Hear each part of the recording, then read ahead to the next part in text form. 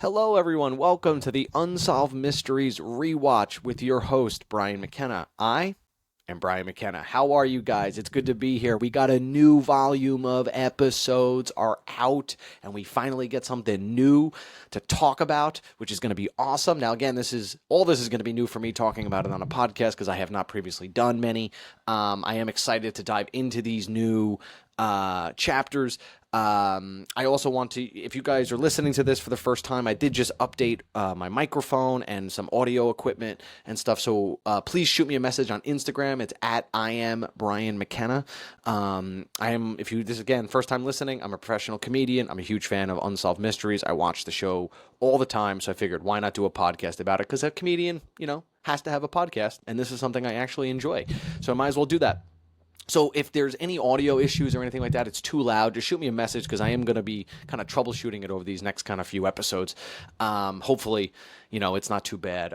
It sounds pretty clear in my headphones, so hopefully it's pretty good for you guys as well.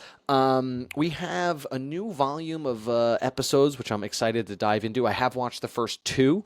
Right now I'm just going to do the first episode. Which is, I gotta be honest, the first episode is just from a fan's point of view, okay? Because I am a fan first, okay? I'm not just, like a crazy person for true. I am a fan of Unsolved Mysteries. I love them. Something about it just intrigues me. Probably the same reason why you guys watch it.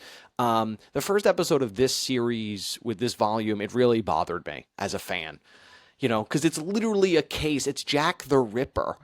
Like Jack the Ripper from 135 years ago. Like, there are so many cases that actually have a chance to actually get solved that happened within the last, I don't know, century?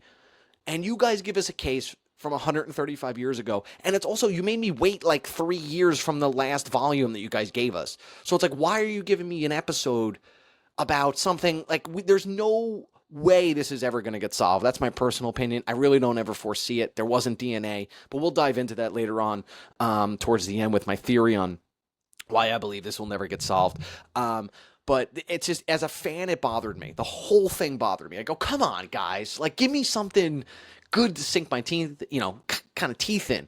It's like, you guys gave me, I didn't even want to do an episode on I didn't even want to do it, but I figured I just started this podcast. I can't just not do one of the episodes in the new season. So I'm like, I absolutely have to do it. It's annoying, though, because this is not one that I would want to do, because it's been killed and done. No pun intended. It's been killed and overdone, and it's just like, why?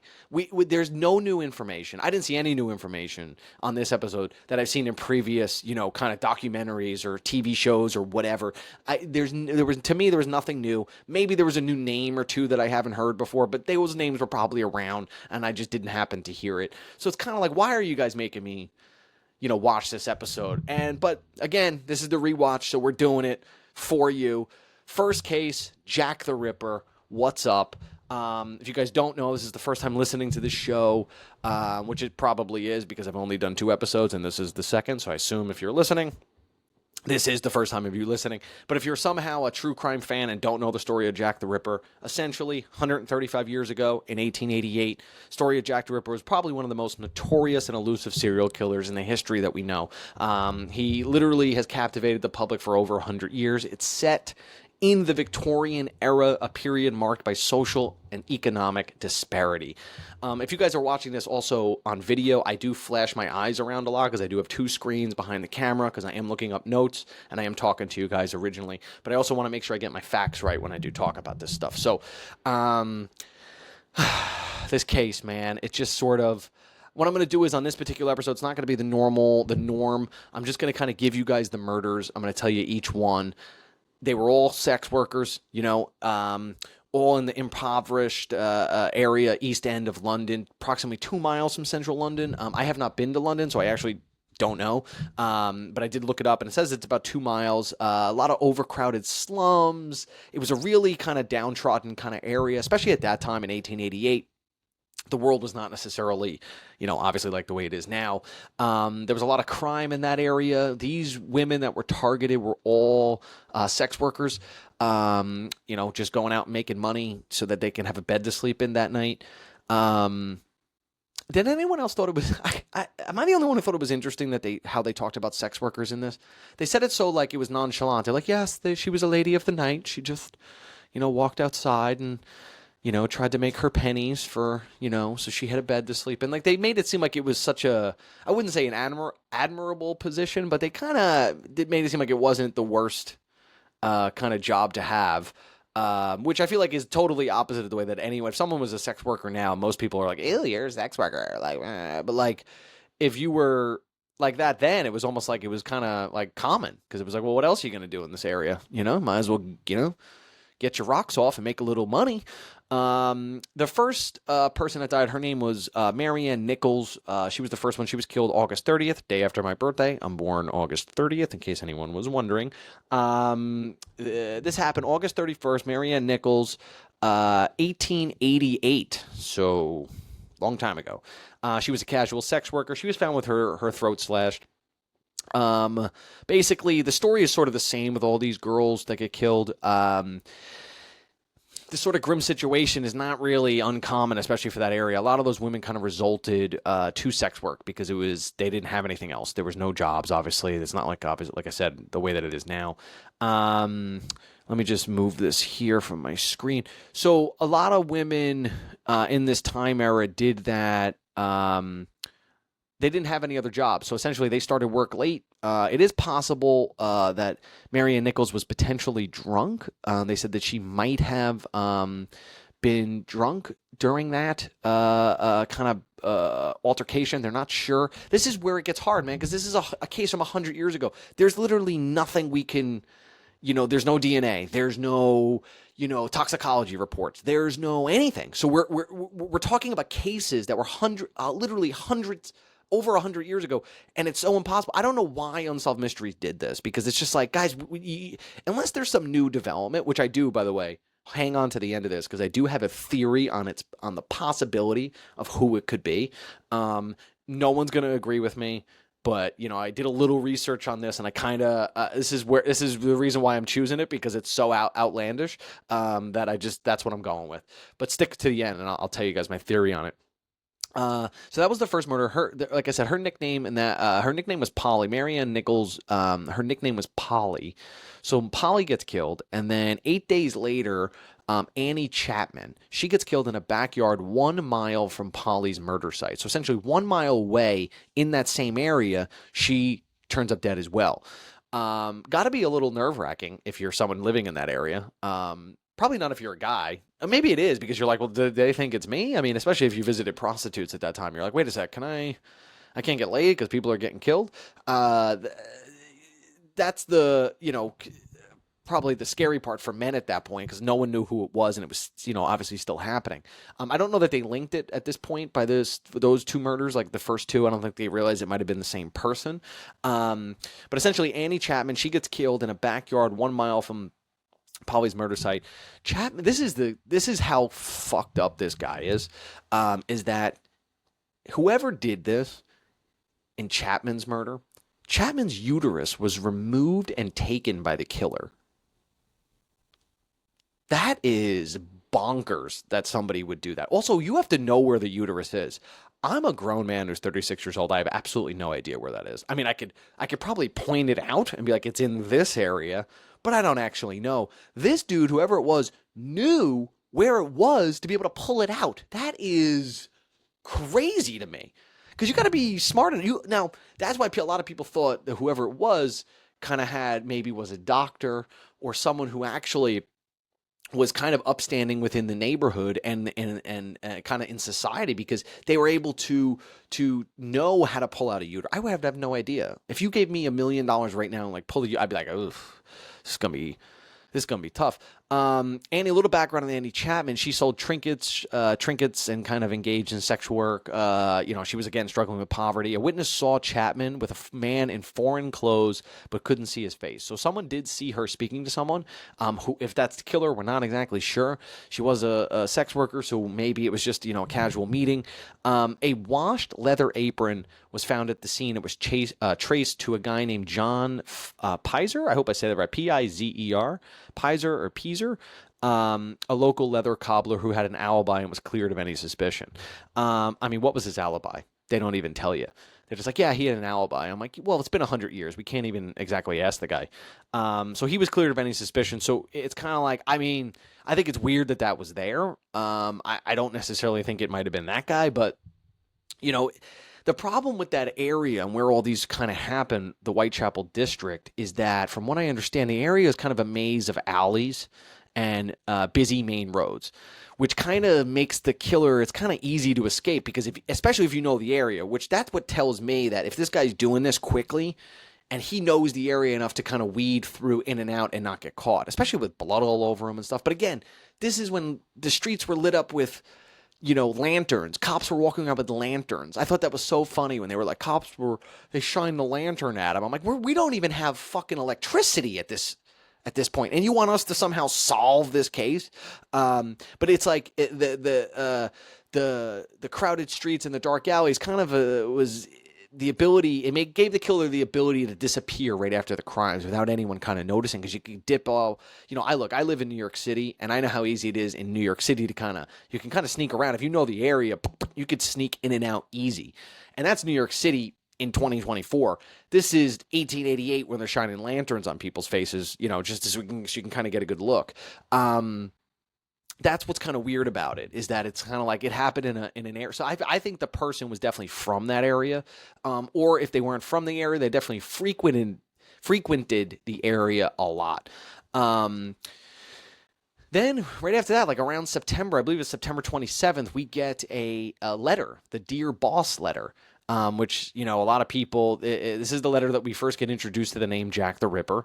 It bragged about the killer's ability to evade capture. Police definitely suspected it to be a hoax, possibly from a journalist seeking, you know, just sort of, they needed to put some kind of name to the killer, because whoever knew that the name would help, obviously sell newspapers at the time, you know, because that was obviously a big thing. So then, They believe it was a possible journalist seeking sensationalism, which, to be fair, I had to look that word up. I didn't even actually know what that means.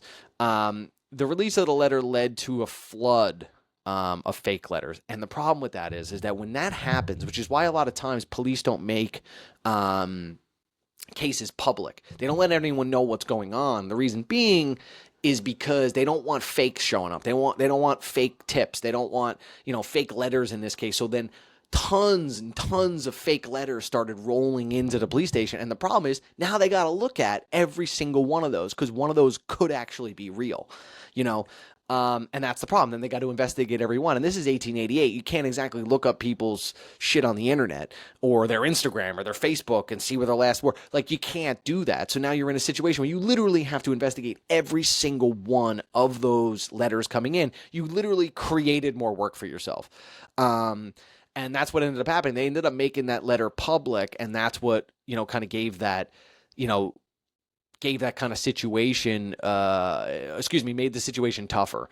Then there's the infamous part of the Jack Ripper story, where we get along. It's around September 30th, I believe. They call it the double event.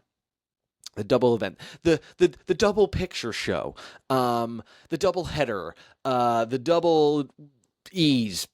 That's a bad joke. The double event. This is where he killed not one but two people in the same night. He killed a woman by the name of Elizabeth Stride, and he killed a woman by the name of Catherine Eddowes, Eddowes.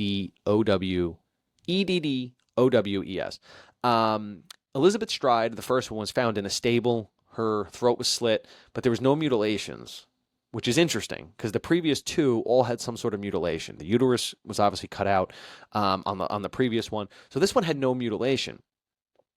Now, Elizabeth was in her 20s. She worked at cleaning kind of lodges, like lodging houses.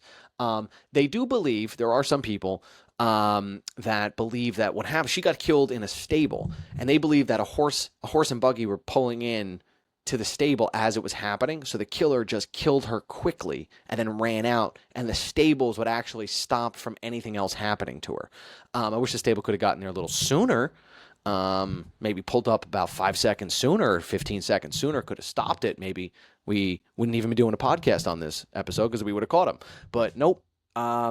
That's the crazy part, is that so that one, and then about 45 minutes later, less than an hour, like this homeboy was not playing games. He ran off to go kill Catherine Eddowes. 45 minutes later, she was found mutilated with her uterus and left kidney removed. Again, I didn't know we had a right kidney, let alone a left kidney. The killer made V's on her cheeks and then cut her nose. I mean, this is brutal, even for the times, brutal murders. He removed her earlobe, all within 15 minutes. So this is a dude who obviously systematically knew what he was going to do. And they believe the reason why it happened was because he didn't get a chance to do it on the first murder. He was just only able to kill the first one. And then he got scared off because of that stable and the horse and buggy kind of coming in. He got scared off, ran off, and then was so angry and just basically went after another person and really went over the top because he was pissed off about the first one. That's what they tend to believe. They said it on the episode as well. That kind of makes sense. That checks out to me. I kind of think that that's probably true. A piece of Edo's bloodstained clothing was found at a distance, suggesting that the killer wiped his hands and knife on it. So they think that he killed her, wiped his hands, took his knife, cleaned it off, and like threw it off to the side and kind of, dipped out down the alley. I'm not sure. I mean, that's absolutely a possibility. It's probably true. He definitely had to wipe it on something. He didn't want to wipe it on his clothes, or more so on his clothes. But again, so hard to tell. It's 135 years ago. So it's like, well, I don't know what the guy was thinking. You know what I mean? Maybe he was an actual butcher or some shit. And, that's how he knew where these things were. Maybe he was lower class, or I don't know. This is why I hate this case, because it's like, come on, man, we don't even have a chance of solving this shit. At least I don't. I have my theory, like I said, but it's a stretch. Right after that, about, I don't know, two weeks later, October 16th, we get a letter. It's called the From Hell letter, and they put that in quotes, from hell. The recipient was Mr. Lux Sir, the chair of the Vigilance Committee. The content of the letter is essentially he claims to be claimed to be the killer. He included half a human kidney, which is I wonder if that was sent UPS. I don't know. It is allegedly from Catherine Eddowes. However, there's no way to confirm its authenticity on it, obviously, because they don't have DNA. There's no way to test blood. There was nothing. So some believe the letter and the kidney were a prank by medical students. Look, guys, they said that on the episode. They were like, oh, it was probably just a prank. They're saying it in a English accent. They're like, oh, it was probably just a prank. What? I know a couple people that went to medical school. I don't know anyone who would ever, as a prank, send a kidney in the mail as a joke. I was very confused by that. I'm like, what medical students do they know would do that? I don't know that it was hers, but fuck, it's hard to say that it's not. You know what I mean? And I also think that the killer, whoever it was, might have been fucking with him a little bit. Don't you think? Don't you think that that's absolutely possible? This guy's killing people and getting away with it. You don't think he thinks he can get away with sending shit like that through the mail? I actually think it might actually be him. Again, it's kind of hard to say, but that's what I think. I think I think it's a good chance that that could have actually been him, and that's a good chance that it could have actually been Catherine Eddowes' kidney. I don't know. Here's the thing. No matter what I say, whether you disagree, it's like there's no way to prove either theory because we don't have anything. There's nothing to kind of prove with it. But that's what I mean. That's what makes this case annoying. Taking a sip of water here. Anyone listening, and you're going to hear water. Oh, God. This is what happens when you talk for 20 minutes straight without, sip of water. So the investigation obviously went on for a bit. Some of the challenges were the investigation was hampered by, I've gone over this already, the kind of limited forensic capabilities, and you have unreliable witnesses, and as the murders occurred in this poorly lit areas, the killer wore varied clothing. Like all these things kind of play into the fact that it was 1888, and there's not much you can do about that. Because that's when they happen. So it's like, your limited resources is going to make this kind of obviously very, very hard. the papers, I don't think were making it better, like the newspapers, because fear started to spread and the public, took action. Women armed themselves. They understood that their next customer could be the last one, especially if they were sex workers. Some people were posing as sex workers. That's what I kind of like about when kind of terror like that and during that time kind of happened, people sort of rallied together. That was something I really enjoyed about the episode. It was kind of like, it was cool to see that like the community was rallying around these people. So some people were posing as sex workers. Men were dressed as women, trying to get the killer, to kind of attack them so they can, kind of figure it out. And then with that, they also increased the police in the area as well. So some of the crimes kind of stopped for a little bit. And then the final murder that had happened was in November, November 9th to be exact. It was a woman by the name of Mary Jane Kelly. She was the youngest victim, and it was the most gruesome murder of all, which is kind of something to say, all things considered, because this was kind of a wild dude who cut out people's kidneys. But this one, basically, her breast and her heart was removed, and it was heart never recovered, and flaps of flesh and exposed thigh bone. So essentially, he gutted this girl. It's just horrible. Her body was discovered during a rent collection by Thomas Boyer. The indoor setting suggested the killer sought a safer environment, possibly to avoid interruption or capture. It's speculated that Kelly may have been asleep during the attack, so people are unsure. They're not sure if this guy broke in and did it. They're not sure if maybe, she was I don't remember if she's a casual sex worker. I believe she is as well, so they don't know if maybe they met on the street and he was like, oh, let's go back to your place, and then he killed her in there. It's kind of unsure. That's the crazy one. That was the way that they describe these murders, it's like, it's disgusting. It really is. It's a horrible thing, and it almost sounds like shit you see on horror films. But this was obviously real, and this was a really, I'm sure it was probably very scary for those people, kind of living at that time, because it's just, but again, I thought it was really cool when they all rallied around each other. I thought that was such a cool kind of thing. But that was the last of the murders. There are some kind of profiles on people. There's a guy named Thomas Bond. It was one of the first criminal profiles that were ever done on serial killers. He's a doctor, Dr. Bond. He suggested that the killer sought sexual gratification through escalating violence, which wouldn't be surprising. A lot of killers seem to kind of, feel that way or go that route. He theorized that the killer was a respectable man, capable of blending into society. Like I said, same thing. Approaching potential victims without arousing suspicion. So he was obviously having conversations with these people previously, and they didn't think anything weird about it. Or maybe they did, and you just couldn't see him because there's no fucking lights. How about that? 1888, get some goddamn lights already. I don't even know what year electricity was. It's got to be, well, it's obviously after. What? I got to look that up. What year was I'm actually Googling. Oh my god, I can't spell. No, I know it was like in the 1700s. I'm not talking about that. 1882. Well, what the fuck? Why wasn't there? Well, putting into homes. Well, it didn't get into homes until the 19th century. A pivotal moment occurred in 1878 when Thomas Edison, the prolific inventor himself, installed the first private electric system in his own residence. Okay, so it was around that time that we were getting electricity. Thank you for going down this. I can't believe I just did that publicly. I didn't actually know the year. Essentially, with Dr. Bond, I can't believe I just totally went off script on that. That was not the plan to find out that year. The popular image that Dr. Bond basically put out was that it was a man with a well-dressed, he was well-dressed with a black hat and a cloak, and they say it was likely inaccurate, that the killer's attire would have needed to be unremarkable. So it wouldn't have been anything. Essentially, all the things you see is this kind of cloak and top hat, like he was the Penguin from, Batman. But they say that that's likely probably not what was going on. Would have been someone who was just dressed normal. There are a couple actual theories that people kind of had. There was a sailor named Francis Tumbley.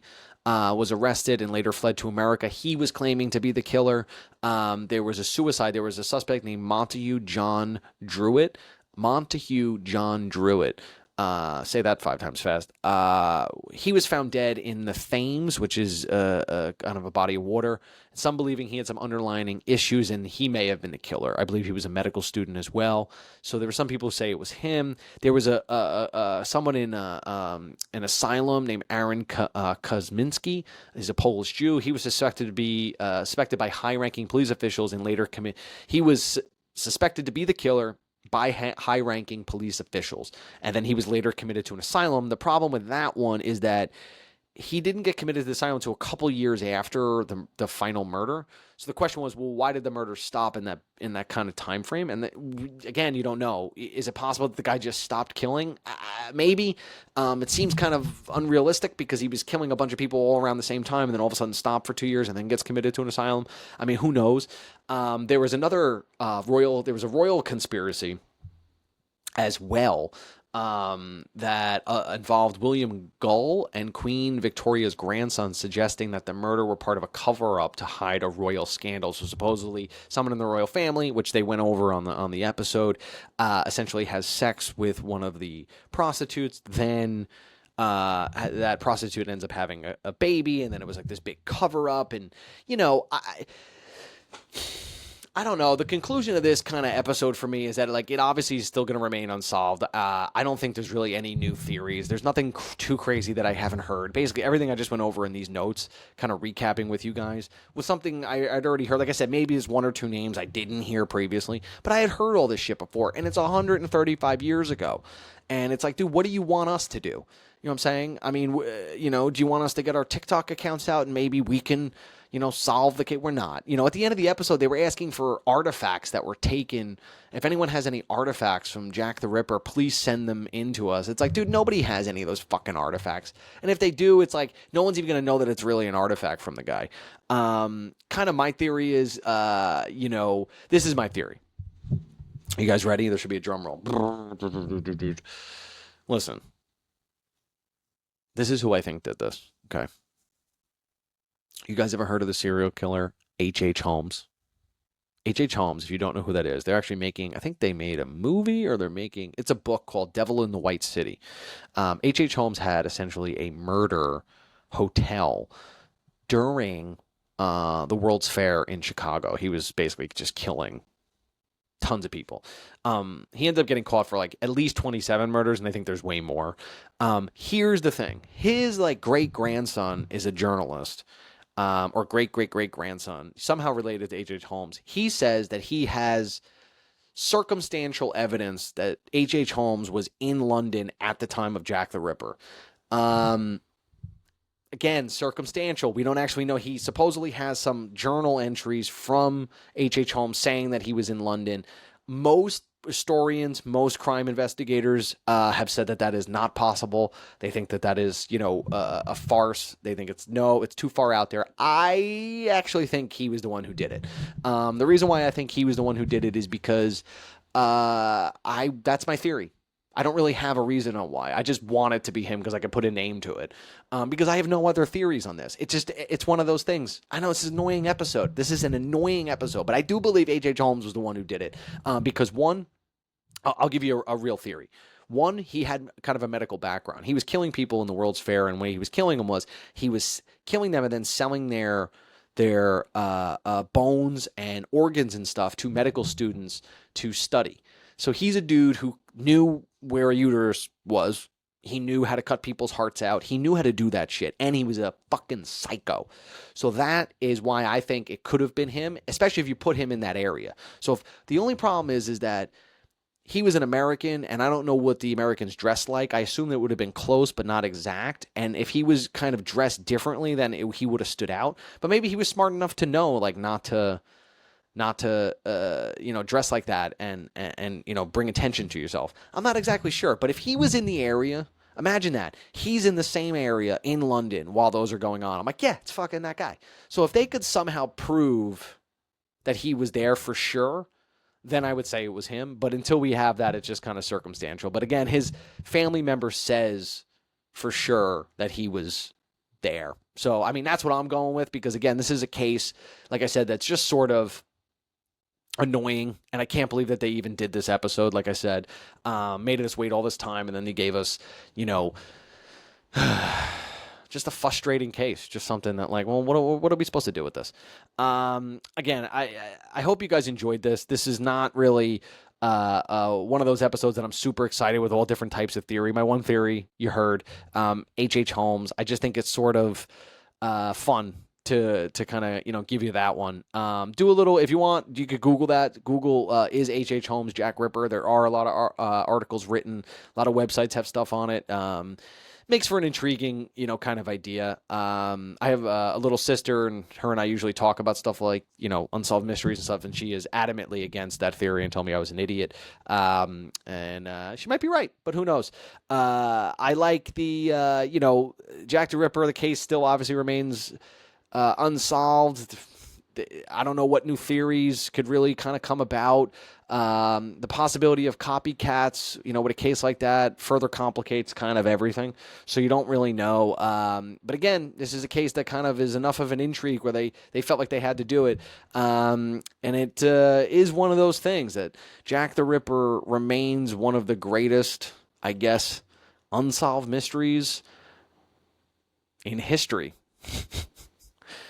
And that's where I'm going to leave you guys. Thank you guys for listening. What are we, 31 minutes in? I hope you guys enjoyed this.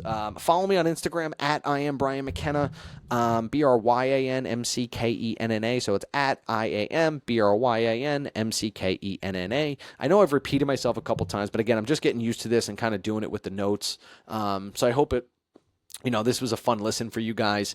Again, shoot me messages if you guys want to hear less or more of kind of something, and we'll go from there. Thank you guys so much for listening, and I'll see you guys next week. Oh, next week is a good episode. I watched the second episode of this volume. It's a good I can't wait to dive into it with you guys. All right, I'll talk to you guys soon. Later.